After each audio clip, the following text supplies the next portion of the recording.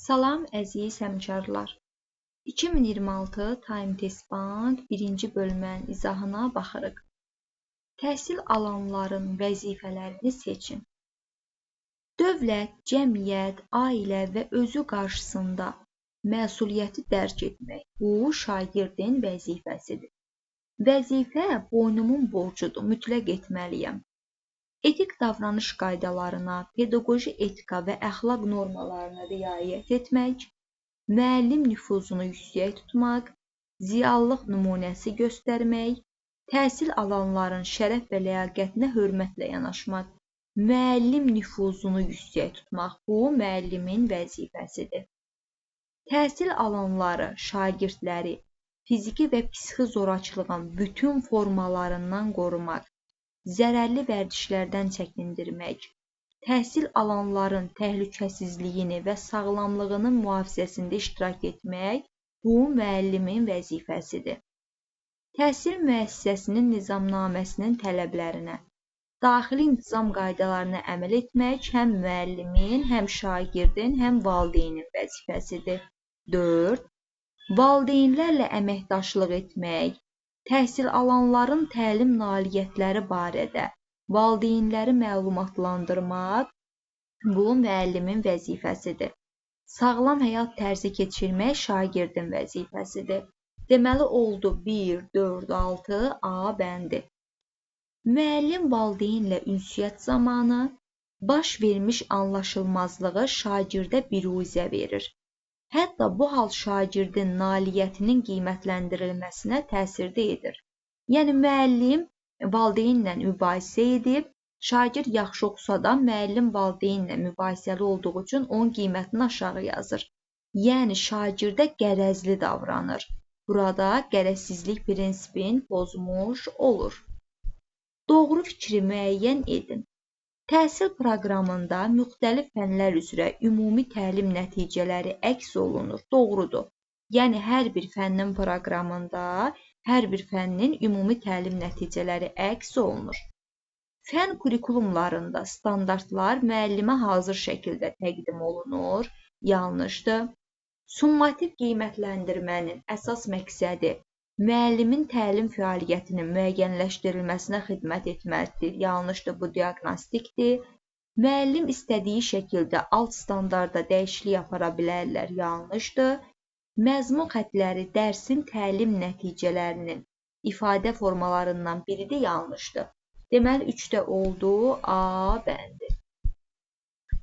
Müəllim tədris prosesində yeni mövzunu izah etsə də, şagirdlərlə biliklərinin möhkəmləndirilməsi ilə bağlı heç bir tapşırıq vermir. Həmçinin şagirdlərin dərsi necə mənimsədiklərini yoxlamır. Müəllim daha çox dərs prosesində özü danışır, şagirdlərin maraqlarını nəzərə almır. Verilmiş situasiya ilə bağlı doğru fikirləri müəyyən edin. Müəllim şagirdlərin maraqlarını nəzərə almamaqla bir neçə pedaqoji tələbi pozmuş olur. Doğrudur. Təhsildə bərabər imkanların yaradılmasında pozur, şagird yönümlülüyü də pozur. Deməli 1. Müəllim mədəni davranış etik prinsipinə əməl etdiyi görülür. Yəni burada heç bir belə deyək, mədəni davranışa aid bir şey yoxdur. Sadəcə dərsi keçir, tapşırıq vermir, dərsi mənimsədiyini yoxlamır. Yəni bizim situasiyamıza uyğun deyil bu. Müəllim vicdanlı davranış etik prinsipinə əməl etmədiyini müəyyənləşdirmək olar. Bu da doğrudur. Çünki müəllim ancaq özü danışır, dərsi mənimsəyiblərmi onu bilmir, heç bir tapşırıq vermir və əsas özünü tutur, şagirdin marağını nəzərə almır. Deməli, vicdanlı davranmır. Müəllim keyfiyyətli təhsil vermək hüququndan düzgün istifadə etmir, keyfiyyətli təhsil vermək hüquq deyil, vəzifədir. Deməli, oldu burada B bəndi. Hansı fikir doğrudur?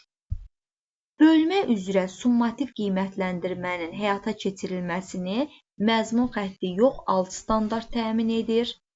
Alt standart dövlət tələbi olduğundan müəllim fəaliyyətində onu əsas götürməlidir, doğrudur. Dərsin məqsədi keçiriləcək mövzu əsasında müəyyənləşdirilir. Xeyr, alt standartdan məqsəd çıxarılır.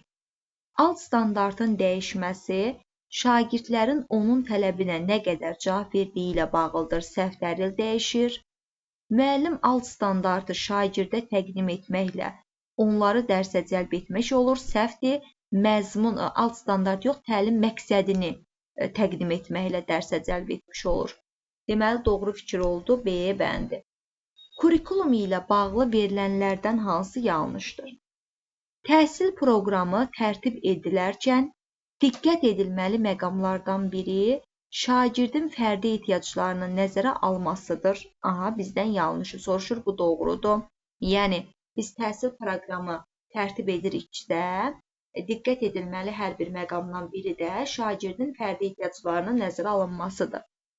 Təhsil proqramı dövrün tələbinə uyğun baş verən yenilikləri məzmuna daxil etməlidir, doğru fikirdir.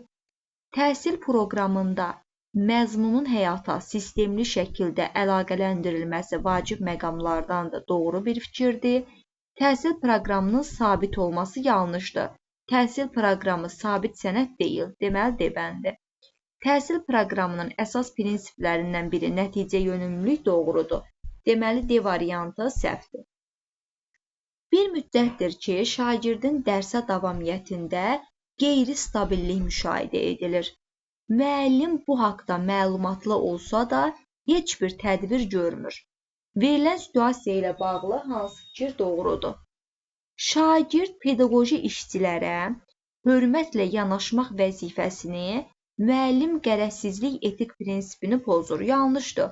Yəni, burada şagird hər hansı bir hörmətsizlik etmir ki, sadəcə dərsə gəlmir. Müəllim də bunun haqqında məlumatlıdır, amma heç bir tədbir görmür. A variantını çıxdıq. Şagird üzürsüz səbəbdən dərsdən yayınma hallarına yol verməmək hüququnu yox, bu vəzifəsidir, pozur. B bəndində çıxdıq. Şagird dövlət təhsil standartına uyğun bilik, bacarığa yiyələnmək hüququnu pozur. Dövlət təhsil standartına uyğun bilik, bacarığa yiyələnmək hüququ deyil, vəzifəsidir. Bunda çıxdıq. Şagird üzürsüz səbəbdən dərsdən yayınma hallarına yol vermək vəzifəsini pozur, düzdür. Müəllim də vicdanlıq etik prinsipini pozur, düzdür. Yəni, müəllim məlumatlıdır ki, şagird dərsə gəlmir. Heç bir tədbir görmürsə, deməli, vicdanlıq prinsipini pozmuş, o olur. Şagird cəmiyyət qarşısında məsuliyyətini dərk etmək vəzifəsini pozur. Burada cəmiyyət qarşısında məsuliyyətini dərk etməyə bir şey yoxdur. Sadəcə məktəbə gəlmir, müəllim də məlumatlıdır, heç bir tədbir görmür. İcazəsiz gəlmədiyi üçün üzürsüz səbəbdən dərsdən yayınma hallarına yol verməmək vəzifəsini pozur. Sinifdə şagirdlər arasında konflikt yaranır. Müəllim konflikti müşahidə etsə də, heç bir reaksiya vermir. Konflikt mübahisə deməkdir. Verilmiş situasiyada müəllimin davranışı haqqında nə demək olar? Müəllim təhsil alanlarda fəal vətəndaş xeyr, yəni sinifdə mübahisədir. Müəllim də görür, heç bir cavab vermir. Müəllim məktəb rəhbərliyi və psixoloqla əməkdaşlıq etmək xeyr, problemi əvvəlcə özü həll etməlidir. Əgər lazım olarsa, psixoloqa, rəhbərə müraciət edə bilər. Müəllim təhsil alanların təhlükəsizliyini və sağlamlığın mühafizəsində iştirak etmək vəzifəsini yerinə yetirmir. Bu doğru fikirdir. Yəni, şagird mübahisə edir, müəllim heç bir reaksiya vermir. Deməli, şagirdin sağlamlığını qorumur, öz vəzifəsini yerinə yetirmir. C bəndi. Müəllim pedaqoji etika və əxlaq normalarını əməl etmək. Burada hər hansı bir etikasız, əxlaqsız hərəkət yoxdur. Müəllim valideynlərlə əməkdaşlıq etmək səhvdir. Deməli, olduğu C variantı. Doğru fikri seçin. Fən kurikulumda alt standartın dəyişməsi bilik və bacarıqları mürəkkəbləşməsindən asılı deyil. Asılıdır. Deyilsə niyə dəyişim? A variantı yanlışdır. Təhsil sahəsində dövlət siyasətinin həyata keçirilməsində iştirak etmək təhsil verənin hüququ yox, vəzifəsidir. B də yanlışdır. Tələbyönümlü şagirdin gün ərzində dərslərin müəllimin izahatları və dərslikdən istifadəsi əsasında öyrənməsidir. Yanlışdır. Bu keçmişə yönəlmiş dərsdir. Müəllim təhsil qanunun tələbinə uyğun olaraq alt standartda dəyişiklik edə bilər, səhvdir. Tədris olunan mövzular şagirdlərdə tələb olunan bilik və bacarıqları formalaşdırmaq üçün bir vasitədir, doğrudur. Yəni, hansı bilik və bacarığı formalaşdırıram? Bunlar tədris olunan vasitənin içərisindədir. Deməli, Y variantı. Cədvələ əsasən uyğunluğu müəyyən edin. Doğrudan doğrunu, yanlışdan yanlışı seçməliyəm. Müəllim, şagird və valideynlə ünsiyyət zamanı xoşagəlməz zarafatlardan və vulqar sözlərdən istifadə edir. Burada mədəni davranış tələblərini pozur. Bir doğrudur. Sinifdə ailə daxili problem olan risk qrupuna daxil şagird oxuyur. Buna görə müəllimin bu uşağa münasibəti mənfidir, səhvdir. Yəni, insanların bu mənfidir, insanın hüquqları, azadlıq prinsipi deyil, qərəzsizlik prinsipidir. Deməli ki, yanlışdır. Sinifdə şagirdlərdən 2 yaş böyük olan şagirdi hər kəs məsxərəyə qoyur. Müəllim isə bu zaman şagirdə heç bir irad bildirmir. Mədəni davranış tələbini pozur. Baxın, bu yanlış bir fikirdir. Niyə? Müəllim şagirdi məsxərəyə qoymur ki, şagird şagirdi məsxərəyə qoyur. Yəni, burada mədəni davranış prinsipi müəllimə aiddir. Müəllimlərin etik davranışına aiddir. Yəni, burada bu prinsip pozulmur. Yanlışdır. Müəllim məktəblər arası yarışlarda daima öz məktəblərini tərifləməklə yanaşı, digər müəllimlərin və şagirdlərin savadlığından bəhs edir, savadsızlığından. Burada loyallıq tələbini pozur, bu doğru fikirdir. Deməli, doğrumdan 1, yanlışımdan 3, 1, 3. Bu da oldu A bəndi. Uyğunluğu pozun. Mədəni davranış, uyğunluğu tapın. Mədəni davranış, loyallıq, ictimai etimad.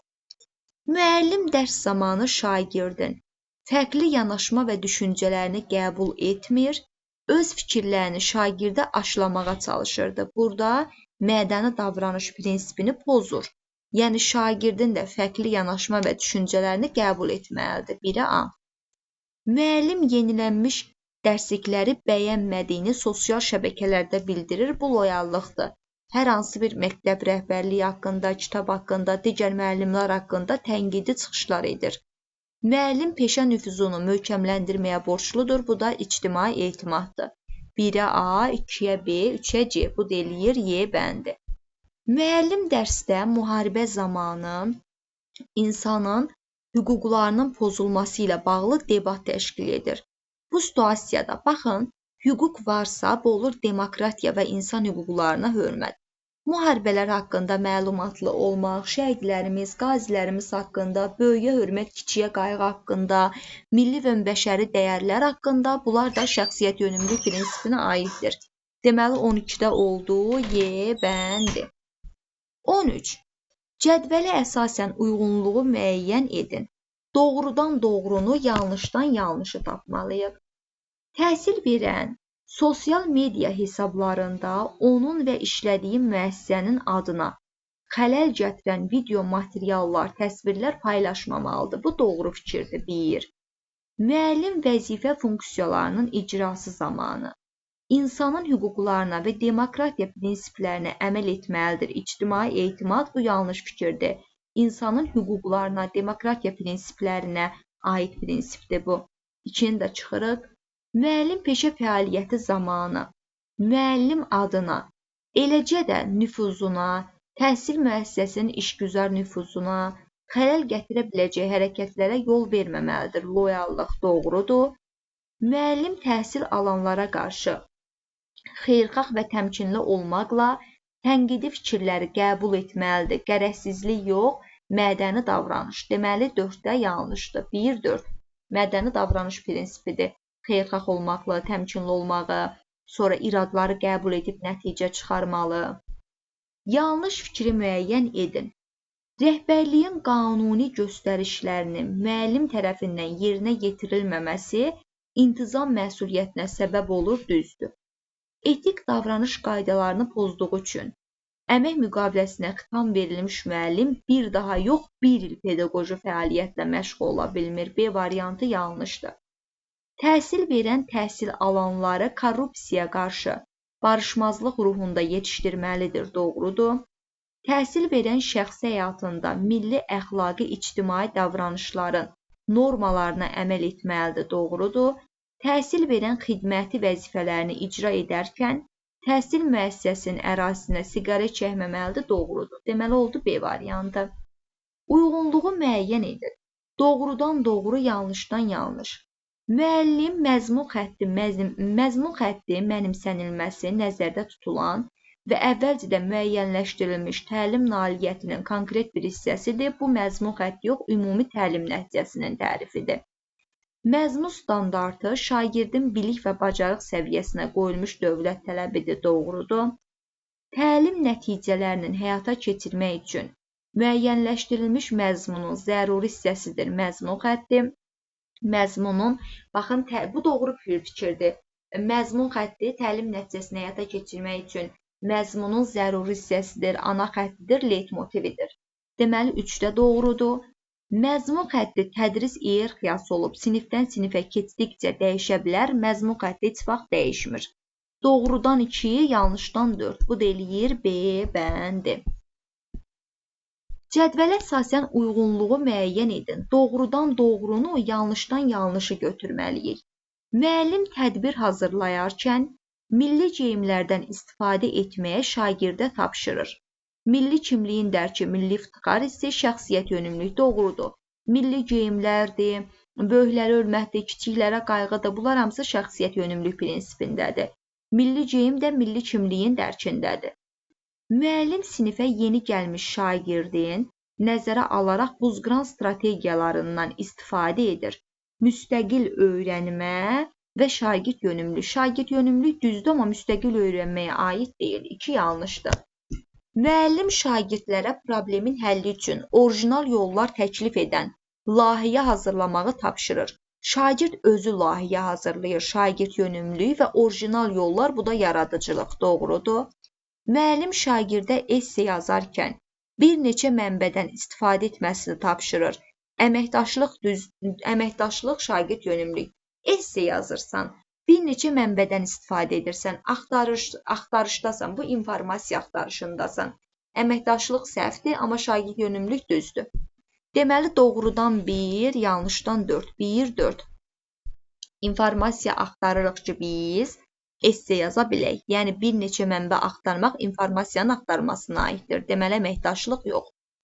Müəllim qrup işi zamanı qaydalar müəyyənləşdirir. Qrup işində, iş bölgüsündə şagirdlərin özləri tərəfindən təşkil edilməsinə şərait yaradır, heç bir müdaxilə etmir. Qrup işi varsa əməkdaşlıqdır. Əlavə qrup işi varsa ünsiyyət də var. Və şagirdin özləri qrup işi bölgüsünü edirlərsə, şagirdlərin marağı nəzərə alınır. Bu da olur şagird yönümlülük yebəndi. Universitetin yataqxanasında müxtəlif ölkələrdən olan bir qrup tələbələr gəlir. Yeni gələn tələbələrin bayramlara, geyimə, qidaya münasibəti digərlərindən fərqlidir. Digər tələbələr bu fərqləri anlayışla qarşılayır və onlarla ünsiyyət qurmaqdan məmnun olduqlarını açıq şəkildə bildirir. Bu davranış onların hansı səriştəyə malik olduğunu göstərir. Fərqli mədəni xüsusiyyət və dəyərlərə anlayışla yanaşma bacarığı düzdür. Görsüz başqa bir tələbədir, fərqli geyinir, fərqli bayramı var, qidaya münasibəti fərqlidir. Deməli, fərqli mədəni xüsusiyyətləri biz qəbul edirik və hörmətlə yanaşırıq. A bəndi. Sinifdə şagirdlərdən biri davamlı şəkildə digər 2 yoldaşı tərəfindən incidilir. Müəllim bu halı müşahidə etdiyinə baxmayaraq heç bir tədbir görmür, düşünür ki, bu işlə məşğul olmaq vaxt itkisinə səbəb olacaq. Əsas diqqətini dərs keçməyə yönəldir. Situasiya ilə bağlı biz doğru fikirləri tapmalıyıq. Ümumi pedaqoji tələblərdən bərabər imkanlar pozulmuşdur, yanlışdır. Müşahidə edir, baxmır, heç bir tədbir görmür, şagirdi qorumur, sağlamlığını mühafizə etmir, dəstəkləyici mühiti pozub. Müəllim təhsil alanı müstəqil həyata keçirmək, əmək fəaliyyətinə hazırlamaq vəzifəsini yerinə yetirmir. Burada bizim situasiyamıza uyğun müstəqil öyrənmə yoxdur. Şərəf və ləyaqətinə hörmətlə yanaşılması hüquq yox, vəzifədir. Ümumi pedaqoji tələblərin fəaliyyətin stimulasiyası dəstəkləyici mühitdir. 1-5. Bir də müəllim təhsil alanları fiziki, psixi zorakılığın bütün formalarından qorumalıdır vəzifəsini yerinə yetirmir, düzdür.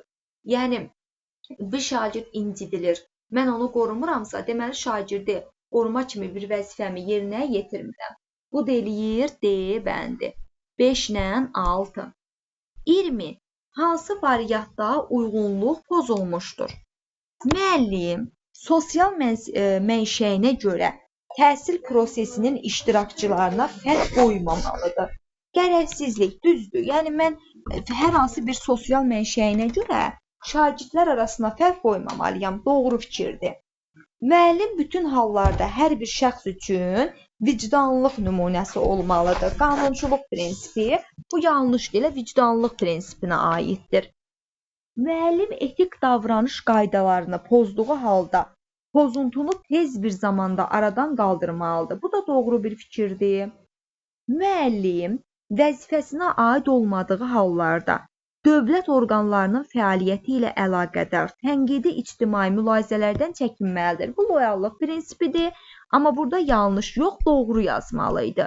Deməli, elə D variantı pozulub. Təhsil verən təhsil müəssisəsinin nüfuzunu, öz adını uca tutmağa borcludur. İctimai etimad doğru bir fikirdir. Müəllim şagirdin son zamanlar dərsə gecikməyi ilə bağlı valideynlə əlaqə saxlamış və müəyyən məlumatlar əldə etmişdi. Şagirdlər təşkil edildiyi iclasda bu məsələni müzakirəyə çıxarır. Yəni, məxfiliyi qorumur, konfidensiallığı qorumur, insanların hüquq və azadlıq hörmətinə yanaşma prinsipini pozur. Bu da olur B bəndi. Hüquq azadlıqlarına hörmət. Yadınızda saxlayın, konfidensiallıq artıq insanın hüquq və azadlığına hörmət prinsipinin içərisindədir. Uyğunluq gözlənilmişdir. Təhsil prosesinin təşkili və idarə olunmasında iştirak etmək, təhsil alanların hüququ, şagird yönümlülük. Bu doğrudur, amma yanlış verib, deməli bir gözlənilməyib. Təhsildə yoldaşları ilə əməkdaşlıq etmək, təhsil alanların hüququ yox, vəzifəsidir. Bu da səhvdir. Şagirddə fəal vətəndaş mövqeyi formalaşdırmaq. Təhsil verənin vəzifəsi doğrudur, şəxsiyyət yönümlülük doğrudur. Təhsil alanları fiziki və psixi zorakılıqdan qorumaq. Təhsil verənin vəzifəsi doğrudur. Bütün təhsil alanları fiziki və psixi zorakılıqdan qoruyursan, inklüzivlik doğrudur. Deməli 3, 4, Y bəndi. Uyğunluğu müəyyənləşdirin. Şagird yönümlülük, inkişaf yönümlülük, pedaqoji prosesin tamlığı. Şagird təhsil tələbatının ödənilməsinə, onun istedadının reallaşmasına əlbəttə ki, olacaq şagird yönümlülük, şagirdin istedadını reallaşdırıram. Pedaqoji prosesdə təlim məqsədini kompleks, öyrədici, tərbiyəedici, inkişaf etdirici, yəni tam şəkildə həyata keçirilir. Bu olur pedaqoji prosesin tamlığı. Şagirdlərin təhsil nailiyyətlərinin təhlilindən alınan nəticələr əsasında perspektivi etibar edən tədbirlərin həyata keçirilməsi, yəni inkişafa doğru aparılması, bu da inkişaf yönümlülük. 1-ə A, 2-yə C, 3-yə B. Bu deyir B bəndi. Müəllim şagirdlərə esse yazmağın strukturunu öyrətməyi hədəf qoyur və lövhədə 5 fərqli mövzunun adını qeyd edir. Məsələn, isim, sifət, feil, mübtada, xəbər qoydum. Və adını qeyd edərək şagirdlərə bildirir ki, hər kəs özünə maraqlı gələn mövzu haqqında esse yazsın. Bu olur bərabər imkanların yaradılması. Hərə özünə maraqlı gələn mövzu haqqında esse yazacaq. Deyir, hansına əməl etmiş olur? Təlim prosesində məqsəd, məzmun və fəaliyyətin biri-biri ilə əlaqəli şəkildə qurulmasına xeyl. Şagirdin marağını nəzərə alır, bərabər imkanları qurur. İdraç bacarığı mərhələli xeyr. Eyni şərait yaratmadı ki, xeyr.